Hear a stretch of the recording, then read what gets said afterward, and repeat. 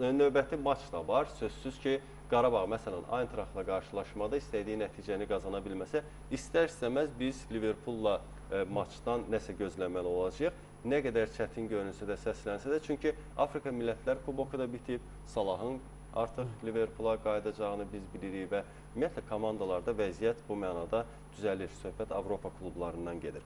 Qarabağın isə bəzi oyunçularının hətta bu günə qədər başqa klublarla adı çəkilir və məsələn bu gün də bir xəbər çıxdı ki, Türkiyə Süper Liqasından da Addaya bir təklif var. Bütün bunlar əslində futbolçuların da, hətta belə bir söz-söhbət var ki, Ayntraxtla və Liverpulla maçlardan sonra bir neçə futbolçunun Qarabağdan getmə ehtimalı yüksəkdir. Nəzərə alaq ki, qış transfer pəncərəsi açılır. Təbii ki, o nəticələrdən asılı olacaq da. Mən keçən də dedim, məsələn Yankoviç.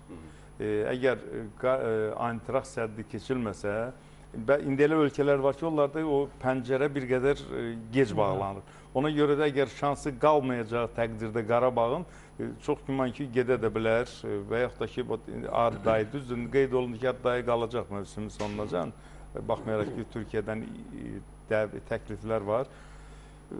Düşünürəm ki, gedə bilənlər ola bilər.